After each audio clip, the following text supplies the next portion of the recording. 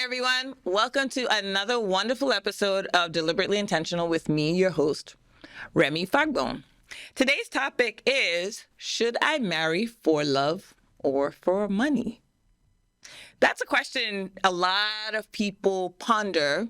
Some of them don't say it out loud. Some of them do. But it is a decision that a lot of people have made already going forward into their marriages, not thinking of it fully. Let me explain. Love is what fairy tales are made of. It's what we all strive for. And a lot of the time, we are only thinking of love. We're thinking of the butterflies. We're thinking of the sex, the amazing sex, or the not so amazing sex, whatever. But that's the only thing that you're thinking about a lot of the time. And you're going with that and you're making decisions based on that alone. You're not thinking about their family. You're not thinking about anything. You're just going on feelings alone. Sometimes that's not very practical.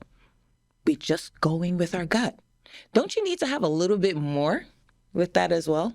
Love is most definitely important. Love is what is going to make it possible for you to see that person and want to care for them. It's what is going to make you see that person and your face lights up. It's what's going to make you give you those butterflies in your stomach. And it's also going to fill you with just joy, just being in that person's presence. So love is kind of important, wouldn't you say? Yeah.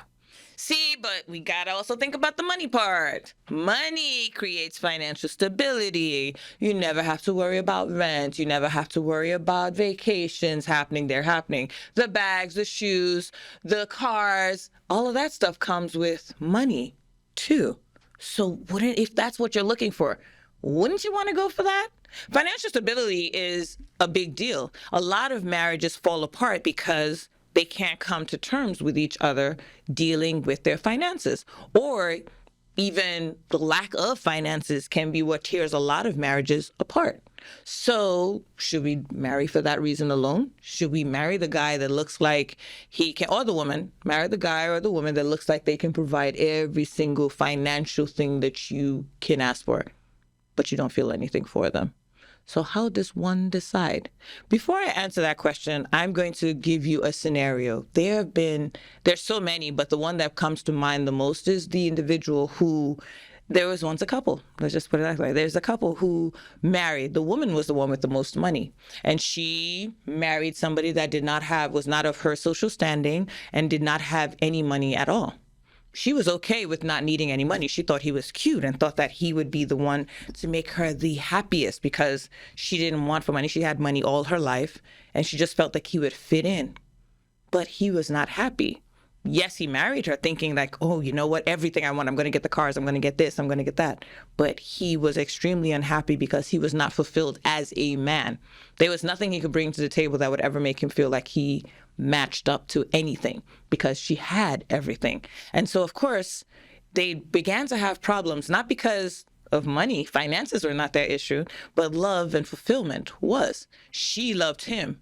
But he, even though he liked her and thought he loved her initially, there was very little to keep the love going because it seemed like every little thing he did, instead of it adding to their love, remember, it was already a lot on her side, it kept reducing on his side because as the years went by, there was very little he could do that would make him feel fulfilled. His ego was not...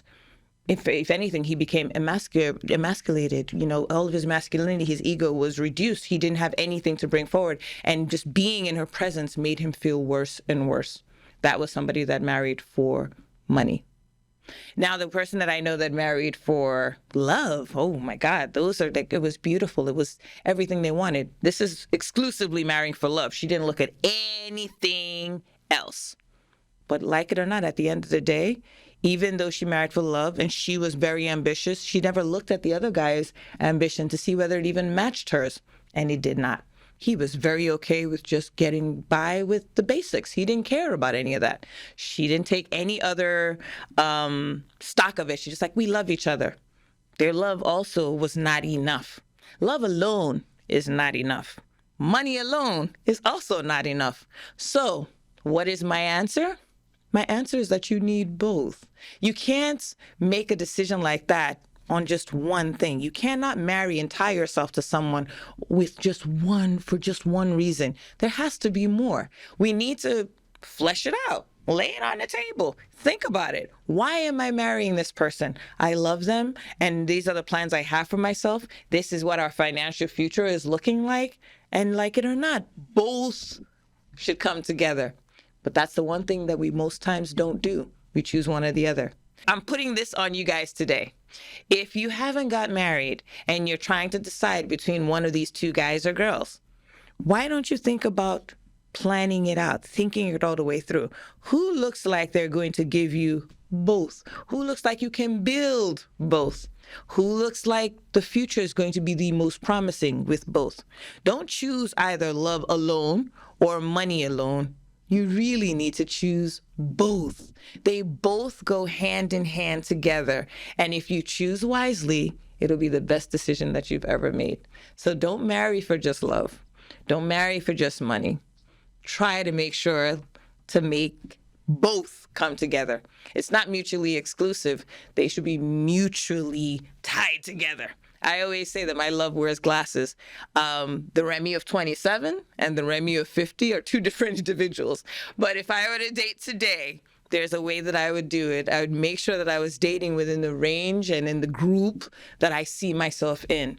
What's the point of entertaining someone that you know you have no future with? So, in conclusion, you decide.